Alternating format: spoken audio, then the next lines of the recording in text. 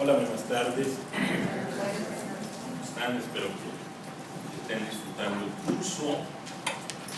Yo vengo aquí en calidad de filósofo, básicamente a platicarles, a contarles por qué estamos aquí y por qué es tan importante que ustedes estén tomando este curso y lo que ustedes van a emprender a partir, digamos, del siguiente semestre.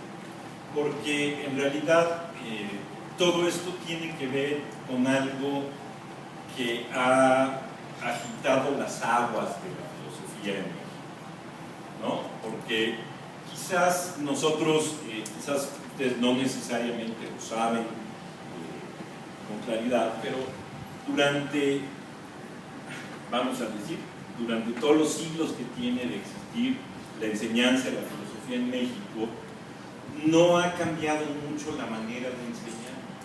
Realmente nos hemos mantenido enseñando, y ahora, conforme vaya avanzando en mi charla, les voy a explicar en qué cosas no ha ido cambiando.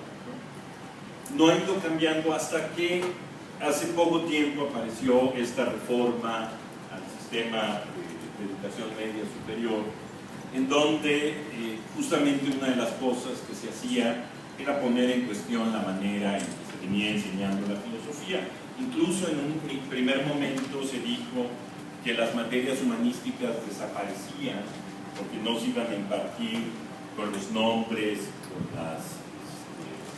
con las características que venían teniendo las carreras, las materias, sino que se iban a convertir en transversales, algo que no dejaba muy claro, sobre todo a la comunidad filosófica, qué significaba esa transversalidad, pero que al final resultó, me parece, en algo extraordinariamente positivo, que fue justamente el preguntarnos cómo, para qué y con qué finalidad tenemos que enseñar pues las materias tradicionales de filosofía, que son la lógica, que es esto primero que ustedes van a impartir, luego la ética, que es otra de las materias fundamentales que se imparten desde el bachillerato, y finalmente esta que tiene el nombre fabuloso de filosofía, en realidad es difícil de escribir, que cabe ahí porque ahí cabe todo, ¿no? Los problemas de metafísica, los problemas de ética, los problemas de epistemología, los problemas de filosofía de educación, ¿no? Pero justamente lo que yo voy a hacer es un poco un recorrido histórico de cómo llega la filosofía en México, cómo se comienza a impartir la filosofía en México, qué tipo de cambios hay, si es que hay cambios, digamos, si hay cambios significativos, aunque no cambios que afecten directamente la enseñanza de la filosofía en el país. Y luego, por supuesto, lo que les pediré es que me acompañen en una reflexión respecto a las implicaciones que tiene el estar enseñando filosofía y el adentrarse en estas cuestiones de enseñanza de la lógica en este momento. Entonces, si les parece bien, yo comenzaría diciéndoles y hablándoles de cómo es que llegamos hasta aquí. El punto de partida es el siguiente. En México se empieza a enseñar filosofía a partir de la conquista, es decir, junto con la cifri, también vino la filosofía, ¿no? Y junto con los frailes también, ¿no? Todo. Y esto es importante porque lo que quiere decir es que la filosofía en México se transmite, es decir, no se empieza creando aquí, sino que nos la traen. Y entonces, a la hora que nos la traen, la forma en que se enseña y se empieza a enseñar la filosofía es justamente como una transmisión. Y todavía hasta la fecha sigue siendo como una transmisión. ¿Qué quiere decir una transmisión? Quiere decir fundamentalmente que es querer reconstruir lo que hay en otra parte aquí. Y entonces lo que hicieron los primeros frailes fue literalmente trasladar al punto, y eso es muy interesante, que los primeros profesores universitarios empezaron a defender que la Ciudad de México era la Atenas de América. Y la idea de decir que era la Atenas de América era justamente para decir, bueno, es que como en Atenas aquí también se hace filosofía. Pero lo que es curioso es que para hacerla nos trajimos a Atenas, ¿no? Es decir, no dijimos estamos haciendo esto aquí, sino esto es Atenas y nosotros la estamos haciendo aquí. Digamos, esto un poco para explicar lo que quiere decir trasladar. Literalmente trasladamos. Pero a partir de este primer traslado, del que todavía diré algunas otras cosas más adelante, después vino el proyecto positivista con Juárez y después los proyectos humanísticos a principios de siglo, que en realidad aportan ciertas diferencias en la concepción de la filosofía, en la función de la filosofía, pero que curiosamente no modifican esta idea fundamental de que la filosofía se transmite, a diferencia, digamos, de pensar que la filosofía se forma, se crea, se siembra en lugar de transmitir. Después va a aparecer el bachillerato tecnológico. El bachillerato tecnológico es una novedad educativa muy significativa porque de alguna manera rompe con el proyecto humanístico. Es muy interesante saber que cuando Justo Sierra propone la universidad, excluye todas las materias tecnológicas. Todo lo que tuviera que ver realmente con la formación de aptitudes técnicas no pueden estar en la universidad. Y entonces estas van a llegar a un nivel superior justamente cuando se crea el bachillerato tecnológico y el Politécnico Nacional, y entonces el estudio de ciertas habilidades tecnológicas se vuelven importantes, y eso implicará un cierto cambio. Luego, en los años 70, va a aparecer el CCH, el Colegio de Bachilleres, que intentan de nueva cuenta generar otra perspectiva, el vínculo con la investigación, con la creación artística, la suma de las humanidades y las ciencias, etc. Pero curiosamente vamos a ver que ahí tampoco se produce un rompimiento respecto a la forma de enseñar filosofía. Y luego viene la RENS, que es justamente la que agita el avispero, porque amenaza con desaparecer las materias humanísticas, y entonces hace que la comunidad filosófica se movilice, intente detener y matizar la reforma, y nosotros estamos aquí en parte como resultado de todo eso. Pero no sin que eso haya implicado que la comunidad filosófica se haya preguntado cuáles son los modelos de enseñanza de la filosofía y cómo podemos enseñar filosofía a principios del siglo XXI para una comunidad que, como ustedes tienen y conocen de primera mano, tienen unos problemas, digamos, de valorar la cultura, incluso de valorar la vida humana, de valorar ciertas cosas, de privilegiar otras, que son sumamente graves por un lado y sumamente importantes de atacar desde las humanidades. Pero bueno, voy a ir más allá. Cuando llega la filosofía a México, llega bajo tres formatos. Ustedes saben que mientras en Europa surge y se consolida el Renacimiento, principalmente en Italia, en España no se produce, de hecho el Renacimiento español va a ser muy tardío en relación con el italiano. De manera que mientras Leonardo da Vinci pinta en Italia, en España, que es el momento en que van a descubrir América, en España todavía lo prevaleciente es la filosofía escolástica.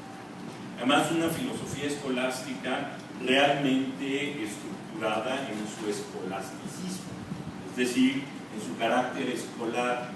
La filosofía escolástica se llama así porque nace en las universidades, pero nace como método de enseñanza dentro de las universidades. Y está basado, en primer lugar, en la autoridad. Es decir, la escolástica, normalmente, si usted lee cualquier texto escolástico, por ejemplo a Santo Tomás de Aquino, ustedes se van a dar cuenta que cada vez que van a inventar algo, dicen, es que el filósofo dice, refiriéndose a Aristóteles, es que el comentador dice, refiriéndose a Averroes, es que San Agustín dice, es decir, la manera en que procede es afirmando lo que las autoridades dicen y luego tratando de solucionar las contradicciones o los conflictos que pudiera haber entre las autoridades. Pero el punto importante es justamente el carácter de transmitir lo que la autoridad dice, de estar todo el tiempo insistiendo lo que dijo Aristóteles, lo que dijo fulano, lo que dijo Mercado, como el modelo para transmitir la filosofía. Esto implica que estaban apegadas al texto. Es muy chistoso porque, por ejemplo, en el siglo XII, no es que la gente llegara con los libros a la escuela. Los libros eran manuscritos, y eran unos manuscritos de unos tamaños inmensos con los cuales uno no podía ir a la escuela. Pero sí iba con pequeños resúmenes, es decir, con tesis enunciadas, coleccionadas en pequeños textos manuscritos, que era la forma en que se transmitía la información y el conocimiento. Es decir, que los únicos que tenían libros en realidad eran los conventos, y en la universidad lo que se manejaba en realidad eran las sentencias. Digamos, uno de los libros más conocidos de la época son las sentencias de Pedro Lombardo, que son eso, pequeñas ideas, pequeñas afirmaciones acerca de todo, lo que dice Aristóteles, de lo que decía San Agustín, de lo que decía. Pero se discutía justamente eso, se discutían esos textos. La gran novedad de la enseñanza escolástica es que se basa en textos. Al lado de la Sorbona en París, que es una de las primeras universidades, estaban los copistas, como actualmente ocurre en las universidades, que al lado de las universidades están las fotocopiadoras. Exactamente igual, nada más que antes era a mano, ¿no? Y entonces los alumnos salían con sus apuntes y los hacían reproducir a mano por los copistas. Lo interesante es que lo que se enseñaba principalmente era la ropa. ¿Por qué? Porque se supone que el instrumento principal de reflexión, el instrumento principal para reflexionar en filosofía es justamente la lógica. Y que si nosotros enseñamos lógica, y aquí siempre hay que saber qué es lógica aristotélica, el modelo que se seguía, el organón, todos estos textos aristotélicos, era lo que se enseñaba fundamentalmente. ¿Por qué? Porque la manera de referirse a las autoridades, de analizar el texto, tenía que estar apoyado en lógica. Lo primerito que escriben los profesores universitarios en México, que casi todos son nacidos en España, que vienen a dar cátedra aquí, y es hasta la segunda generación que empieza a ver ya algunos criollos dando clases aquí, son textos de lógica. Es decir, Fray Alonso de la Veracruz, Antonio Rubio, por citar dos de los más importantes, lo que hacían eran sus propios manuales de lógica.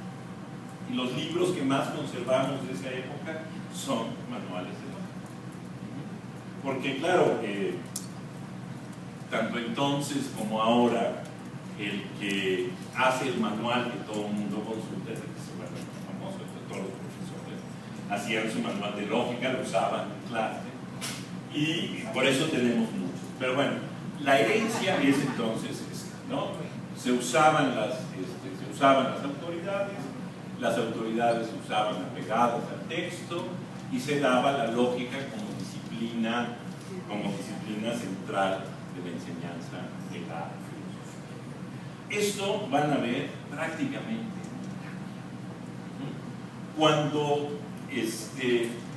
cuando llegamos a la mitad del siglo XIX, estamos hablando de la mitad del siglo XIX. Y ya saben lo que pasa exactamente después de la independencia. De hecho, lo primero que hacen después de la independencia es cerrar la universidad. Cerrar la Universidad Real y Pontificia de México, porque es una corporación, religiosa, porque tiene privilegios, etc. Y entonces buena parte de la Revolución de Independencia va en contra de eso, sobre todo la parte liberal, que como ustedes saben será la que terminará ganando. Toda la primera parte del siglo XIX va a ser fundamentalmente, entre otras cosas, un abrir y cerrar la universidad, dependiendo de quiénes llegaban al gobierno. Al punto de que, por ejemplo, José María Luis Mora, que es uno de los críticos principales de la universidad, hace una comisión para proponer la desaparición de la universidad y dice que la universidad debe desaparecer, incluyendo el nombre. O sea, cualquier cosa que se vaya a hacer en adelante no se puede llamar. O sea, ese nivel de transformación que hay.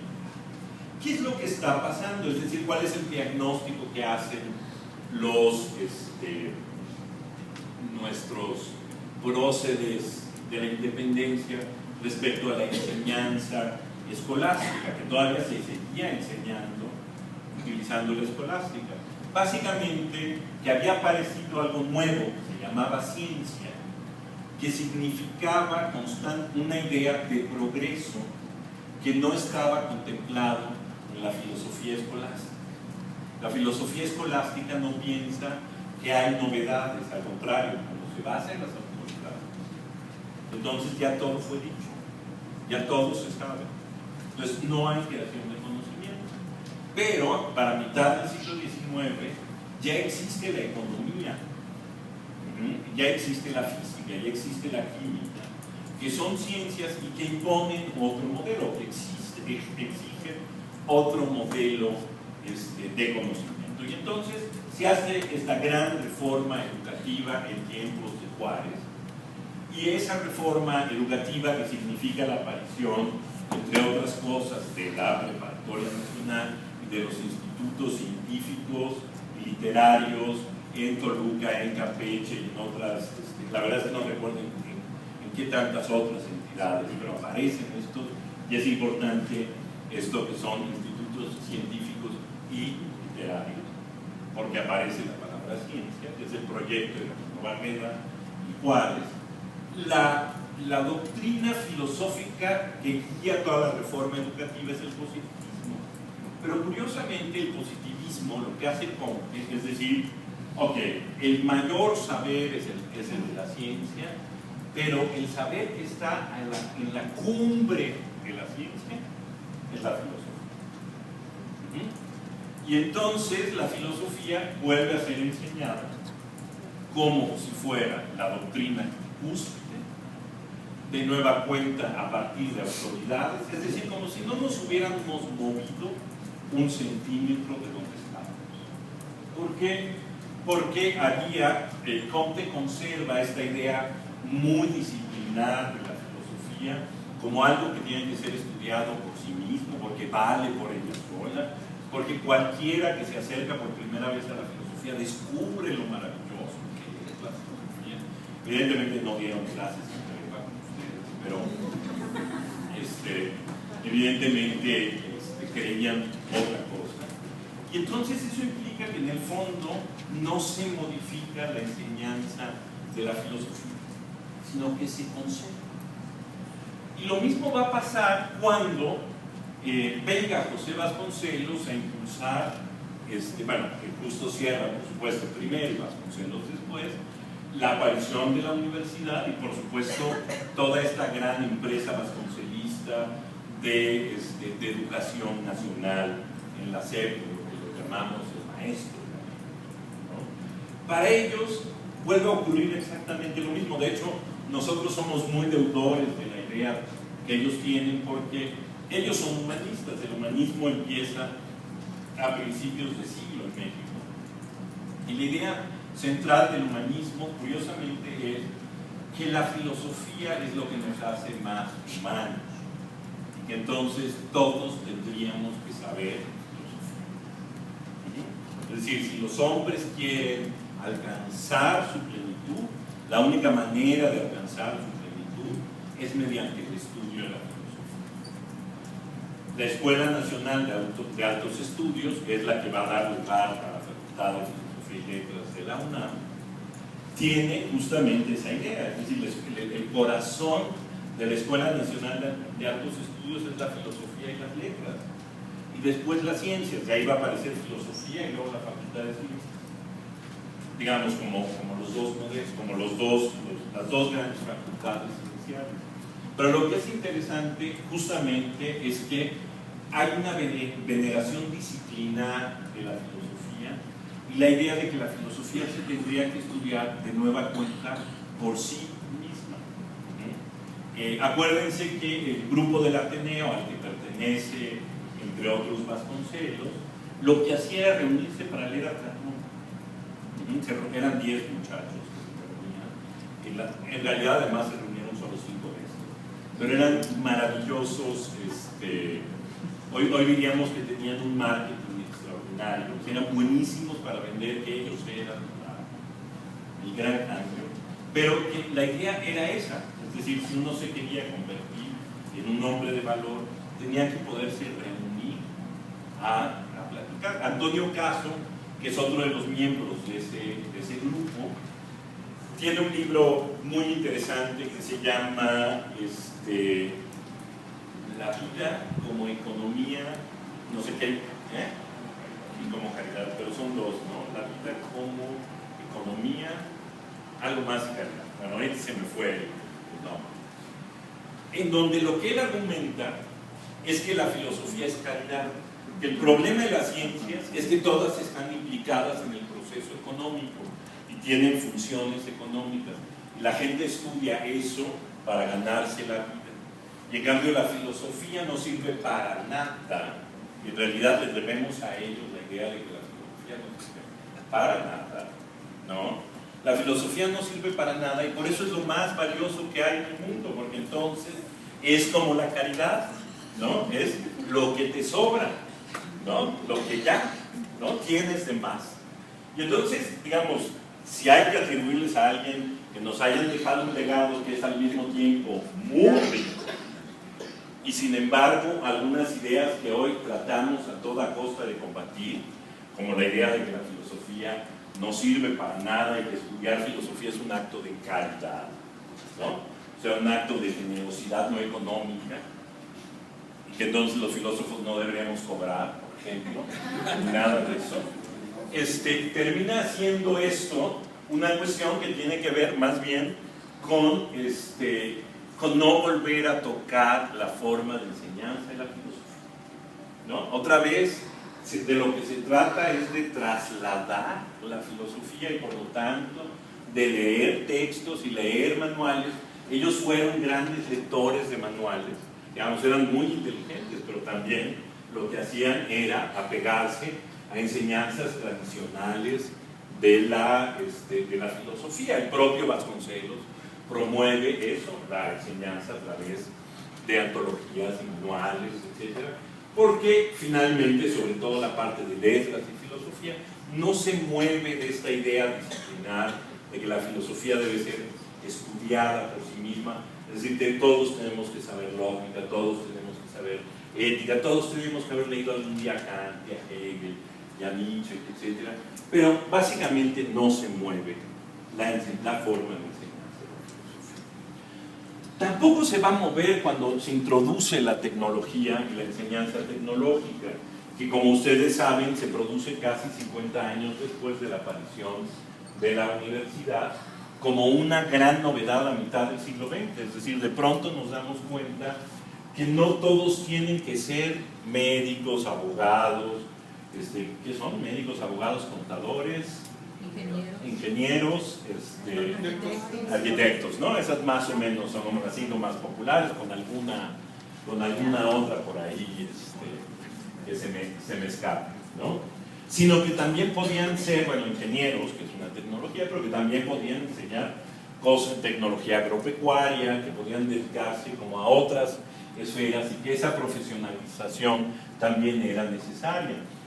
Por supuesto, esto se produce en asociación con la idea de que ciertas enseñanzas tienen que estar asociadas con la productividad. Esto que a Vasconcelos y al grupo de los ateneístas le parecía lo peor que le podía ocurrir a la humanidad, ¿no? El pensar que tenía que estudiar para ganar dinero y producir dinero. es lo que está al pie, digamos, de la aparición no solo del bachillerato tecnológico, sino de toda la educación tecnológica en el país. Pero curiosamente, cuando se hace eso, la lógica vuelve a constituir la enseñanza básica, ¿no? Es decir, la lógica vuelve a ser un elemento, y digamos, se entiende perfectamente, porque la lógica es un instrumento que nos sirve prácticamente a todos los niveles de la vida.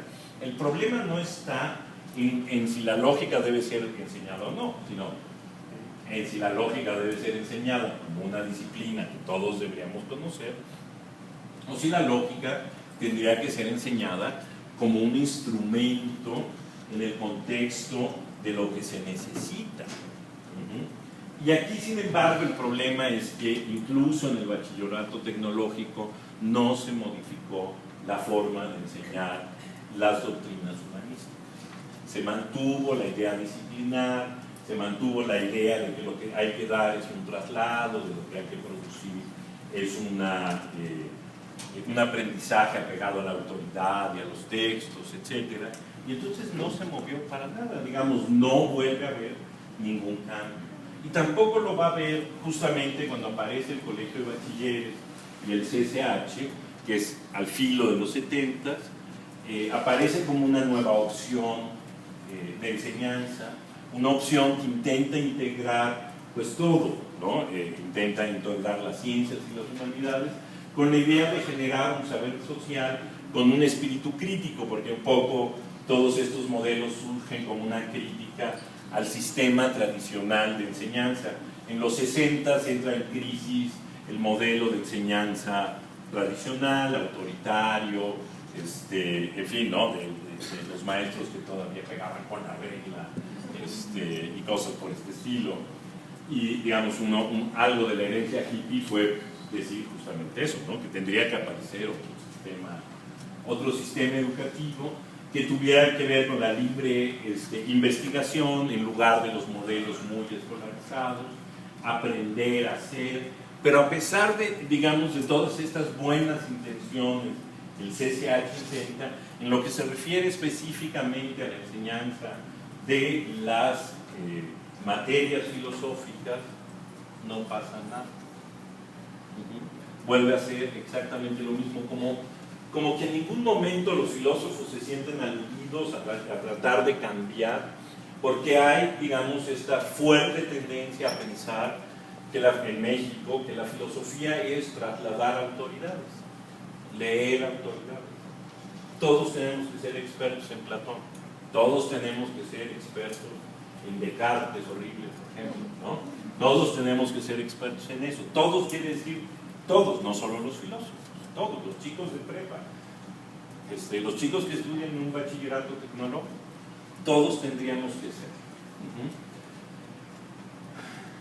Pero de pronto viene la RIEM, y la RIEM sí agita el avispero, ¿no? Por supuesto, la RIEM tiene su origen en todo un cambio de modelo educativo en Europa, sobre todo en los países de la OSD, que fundamentalmente lo que hace es redefinir la pirámide de los saberes y pone justamente en cuestión la pirámide del saber que, por ejemplo, encontramos en la formación de la universidad alemana en el siglo XVIII, de la universidad mexicana a principios del siglo XX, en el sentido de que lo que debe de estar a la cabeza de la universidad es la filosofía.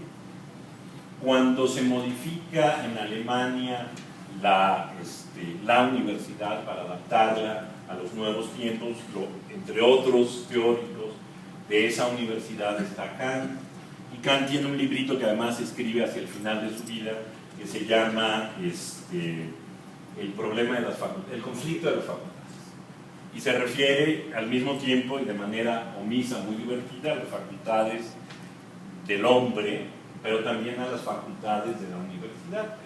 Y entonces lo que él argumenta ahí es que tradicionalmente tres son las facultades que habían sido como las facultades superiores, que son Derecho, Medicina, ¿y cuál era la otra? Teología, Derecho y Medicina. y la facultad que era como la facultad rarita, la que estaba como por abajo de estas, que era la facultad de artes, que ahora serían las facultades de filosofía. Porque así se crean en la Edad Media, es decir, en la Edad Media la facultad de artes era la facultad de entrada y luego las facultades de salida eran medicina, teología y derecho. Si uno quería ser un gran filósofo como Santo Tomás, tenía que haber estudiado artes y luego teología. Y en realidad eran teólogos más que filósofos, y los filósofos de la Edad Media, es decir, los que decidieron estudiar solo artes, no son muy conocidos precisamente por eso, ¿no? Porque se quedaron ahí. Ese modelo todavía existe en la época arcana, a finales del siglo XVIII, y lo que hace Kant es decir, bueno, el problema que tiene la teología, el derecho y la medicina es que dependen de un libro, ¿no? Es decir, el derecho depende de las leyes, la teología depende de la Biblia y la medicina depende de los tratados médicos, fundamentalmente. Y no se pueden salir de ahí. La filosofía, en cambio, se puede salir de lo que quiera. Y entonces la filosofía debería de estar bien. Bueno, la Reims y todo lo que es lo que ha impulsado el Acuerdo de Bolonia es justamente una inversión de esa pirámide, a decir que esto que estaba hasta arriba no tiene por qué estar hasta arriba, que debería de estar, que eso es lo que ha sido muy polémico, transversalmente, es decir, debería de estar en todo, pero no estar hasta arriba. Ayudar y apoyar a todo, pero no necesariamente ocupar la cabeza del reinado de la educación. Esto los filósofos, que además son muy dados al drama, por cierto, lo tomaron como un atentado contra la autoridad, ¿no? Sin darse cuenta, o dándose cuenta después, que era como una suerte de llamado de atención de que a lo mejor la filosofía ya no estaba cumpliendo la función que uno esperaría que estuviera cumpliendo, que había perdido como cierto contacto con la realidad y que la realidad había cambiado de alguna manera y los filósofos no se habían dado cuenta. Esto es particularmente dramático, por ejemplo, para los filólogos que hacen unas cosas, los filólogos hacen unas cosas muy raras, que uno de pronto dice, bueno, pero ¿no? ¿Cómo vamos a seguir teniendo filólogos en el mundo si lo que hacen son esas cosas tan extrañas de cuidar libros antiguos y contar cuántas palabras tienen y si escribían con cerilla o no? Son necesarios, pero su saber tiene que funcionar también en otro nivel, ¿no? Y curiosamente ahora con las computadoras muchas de las cosas que hacen se aplican y son enormemente importantes para la producción computacional. Una cosa parecida empieza a pasar con la filosofía. Este gigante de la tecnología que es Google lanzó una convocatoria para contratar más de 1000 filósofos para trabajar ahí, porque los filósofos tienen que aportar en, digamos, por ejemplo, el desarrollo de categorizaciones del saber para estructurarlos en un buscador de internet. Es decir, los filósofos tienen mucho que hacer, pero tienen que volver a tener como contacto con esa realidad. Es decir, podemos aportar mucho, pero ya no podemos pensar, es un poco el problema, que la filosofía se enseña apegada a un manual, siempre apegada de la autoridad, con formas que no se han movido durante siglos y sin investigación. Justamente el apegar al manual y sin investigar es un poco lo mismo. Es decir, si yo solo me refiero yo di clases en bachillerato y di todas las clases en bachillerato, di lógica, di ética, di filosofía, y pues yo tenía mi manual, ¿no? Que en cada caso era uno distinto, ¿no? Pero para dar ética tenía el de Sánchez Vázquez, y para dar lógica el copy, y para dar filosofía de Ramón Shirawi, ¿no? Entonces yo tenía mi manual y yo daba clases en función de mi manual, ¿no? Y eso siempre implica que el problema del manual es que luego uno no hace nada más, ¿no? Y entonces lo que acaba haciendo uno es transmitiendo los errores del manual, entre otras cosas, algunas positivas, pero también los errores del manual, ¿no? El problema pues es que ya no podemos, digamos, la filosofía perdió contacto justamente cuando se queda convertida en una cosa cartonada que se da una y otra vez, y entonces volvemos a explicar cuáles son las tres formulaciones del imperativo categórico de Kant y cuáles son todas las formas del silogismo aristotélico, y nos aprendemos los nombres del silogismo aristotélico. En un punto, eso ya no es, y eso siempre se ha discutido, pero como que la filosofía no hizo nada al respecto, de que eso no era filosofía, que eso no era enseñar filosofía, pero no hizo nada. Sigue produciendo manuales. Digo, yo entiendo, son guías para las clases, es importante seguirlos produciendo. Yo ya escribí un par, por supuesto, ¿no? Pero, ¿cómo se llama? Pero al mismo tiempo no puede uno limitarse a eso, ¿no? Como profesor, uno no puede limitarse a eso.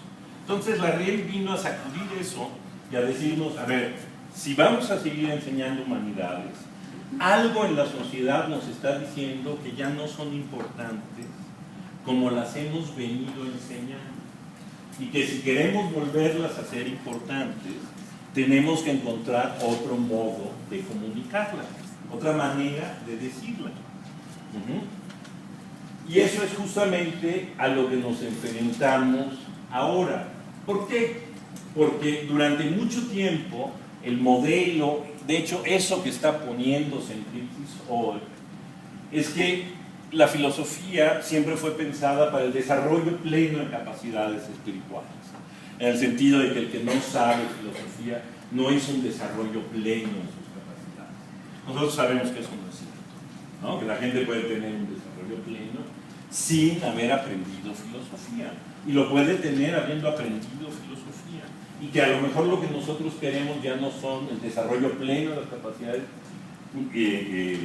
espirituales, sino de otras cosas, digamos, que nosotros podamos preguntarnos de otras cosas. Y un poco lo que hemos venido diciendo hasta ahora, la filosofía siempre fue enseñada como el culmen del saber, y que todos tendríamos que ser ilustrados, y la idea de ilustración es justamente esa, la idea de que todos sepamos filosofía, ¿no? Casi todos, es muy interesante el problema de los ilustrados, porque casi todos los ilustrados son tomados como filósofos, Voltaire, Diderot, etc., cuando en realidad lo que se han fue escribir un diccionario, ¿no? Y el gran éxito de la ilustración fue haber producido un gran manual de sabiduría, ¿no? Una gran forma de comunicación de lo que se quiere el saber total.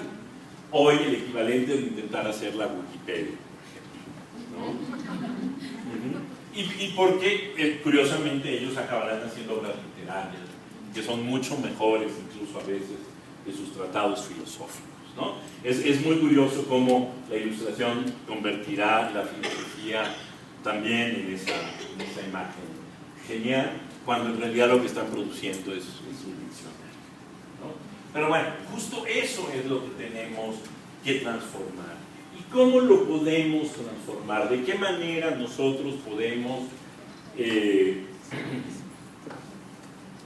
girar las cosas? Y parte de esta charla tiene que ver con eso.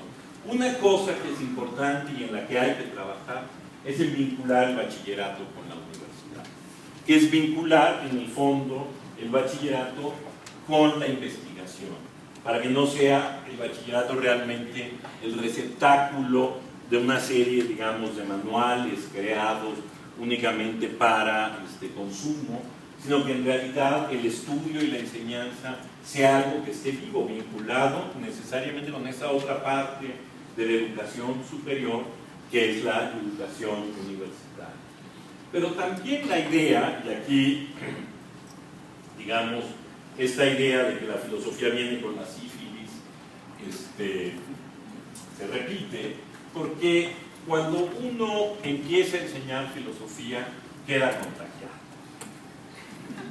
y pasa a formar parte de la comunidad filosófica. No importa si su formación, si su origen, si su interés por la filosofía estuvo desde un principio ahí, o si ustedes llegaron a esto porque, bueno, finalmente la manera en que enseñamos, nuestros intereses personales, las condiciones de la vida, nos fue llevando justamente a enseñar filosofía. Pero el problema es que una vez que lo hacemos ya no se quita. Y entonces lo que es importante es que formemos una comunidad filosófica, discutamos. Hay muchos temas que tenemos que discutir como comunidad filosófica. No importa en qué nivel impartamos nosotros la enseñanza de la filosofía, los temas son comunes. El tema de cómo hacer significativo lo que enseñamos es muy importante para todos. De hecho, esta es la pregunta, esta es la pregunta que nos tendríamos que hacer. ¿Cómo debemos enseñar desde la filosofía? ¿No? Hasta ahora hemos reflexionado en formas de transmitir la filosofía, pero realmente lo que queremos es transmitir la filosofía, o lo que queremos es hacer que la filosofía se convierta en algo que importa, algo que sea útil, algo que tenga algún tipo de relevancia en la vida. Porque yo sé que todos ustedes lo saben y lo comparten conmigo, pensar es fundamental. El examen de uno mismo es esencial en cualquier aspecto de la vida. Preguntarse si lo que uno está haciendo está bien, preguntarse si los valores que recibe son los apropiados, si las acciones que emprende son las adecuadas, es algo que es fundamental. La capacidad de pensar, digamos, como en segundo nivel, que ese es el problema de siempre, ¿no? No importa qué trabajo tengas, tú puedes entrar a cualquier trabajo, en cualquier área, pero en algún momento tú puedes preguntarte por qué tu trabajo consiste en eso que consiste, por qué se usan esas técnicas y no otras, por qué se tienen esos horarios y no otros horarios de trabajo, que eso es una pregunta que yo todavía no entiendo en México, por qué tenemos los horarios que tenemos, ¿no? Pero, ¿por qué tenemos esos horarios o no otros? Es decir, la capacidad de reflexionar, no quedarse únicamente al nivel del hacer, sino la capacidad de pensar que hay algo que nos permite pensar en nosotros. Me parece que esos son los elementos fundamentales de la filosofía. Los filósofos lo que hacían es eso, era hacerse preguntas, a veces preguntas muy elementales, y luego preguntas mucho más complicadas y mucho más elaboradas, porque bueno, también la reflexión tiene su especialización y tiene su manera de hacerse más sofisticada. Pero nosotros que enseñamos al bachillerato, ¿para qué lo enseñamos? ¿Para qué la vamos a enseñar? La vamos a enseñar para que sepan qué es filosofía. La vamos a enseñar para que tengan cultura. La vamos a enseñar simple y sencillamente porque tendrían que conocerlo. O la vamos a enseñar porque es algo que sí tiene valor para cualquier ser humano en cualquier actividad que desarrolle. Con esto ya termino. Estos son mis datos. Tengo una página web que es ernestopriani.com. Este es mi Twitter, que es Priani, por si quieren mantenerse en contacto conmigo. Ahí hay algunas reflexiones sobre esto y otras cosas. Pero me gustaría terminar mi reflexión sobre todo en función de lo que significa ahora enfrentarse a enseñar lógica en un contexto completamente distinto al que normalmente se enseñaba lógica. Porque justo lo que ha cambiado, lo que va a cambiar, lo que tiene que ser diferente, es que enseñar lógica no puede nunca ser lo mismo. Yo, en la medida en que esta es la tercera oportunidad que tengo de hablar frente a un grupo de profesores como ustedes, cada vez que yo regreso a la casa y me pregunto, bueno, ¿qué significará enseñar filosofía en Cuatro Ciénagas? ¿Qué significará enseñar filosofía y lógica en Ciudad Valles? ¿Qué significará enseñarlo en Huachinango, Puebla? ¿Qué significará enseñarlo, en fin, en la región de donde ustedes vengan? A mí de pronto me genera una angustia, porque son realidades que no necesariamente conozco, que uno imagina que son parecidas, pero que no son parecidas, ¿no? Que los problemas claramente que hay, por ejemplo, de violencia en ciertos estados, hace que dar clases no solo sea una cosa llena de valor y de riesgos, sino además enfrentarse a una realidad que justamente lo que presupone es que estudiar no tiene ningún valor, ningún significado y no va a pasar nada, ¿no? Y en otros lados puede significar que estudiar no tiene sentido porque las expectativas de que se sea después mejor o se pueda tener un mejor inglés o después de estudiar tampoco va a pasar, ¿no? O por lo menos la impresión es que no lo habrá. Y entonces, claro, yo también decía que enseñar filosofía en un lugar donde la temperatura pasa de los 30 grados centígrados regularmente, que ocurre en buena parte de nuestro país, es imposible, ¿no? Yo no puedo pensar después de los 32 grados centígrados, punto, ¿no? Se derrite, no sé cómo describirlo, ¿no? Es como cuando se sobrecalentaba el motor y dejaba de funcionar. Bueno, así, ¿no? Y entonces, claro, a mí me parece increíble que ustedes sí lo hagan, ¿no? Ustedes tengan que enfrentarse a condiciones climáticas, etcétera, y seguir enseñando. Y entonces, claro, me parece que ahí lo que no solo es admirable, sino que plantea, creo que un problema que solo ustedes pueden resolver, que es cómo realmente podemos hacer significativo la enseñanza de lo que vamos a enseñar, ¿no? Es decir, qué estrategias vamos a buscar, cómo podemos aprovechar la circunstancia para hacer ver que ciertas cosas funcionan y son útiles, incluso en lugares donde la temperatura es mayor a 32 grados, ¿no?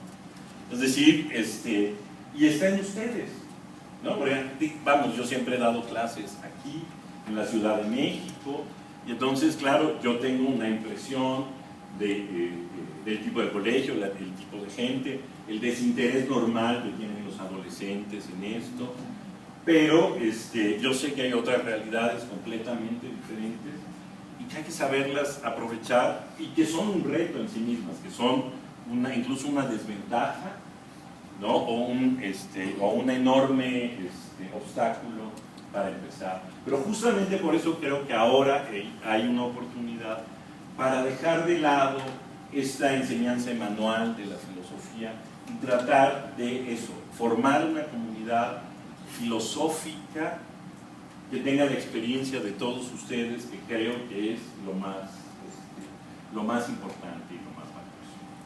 Bueno, con esto termino y como decía Víctor, tenemos unos 20 minutos si quieren comentar, platicar, preguntar algo. Adelante, a ver si quieres pásale.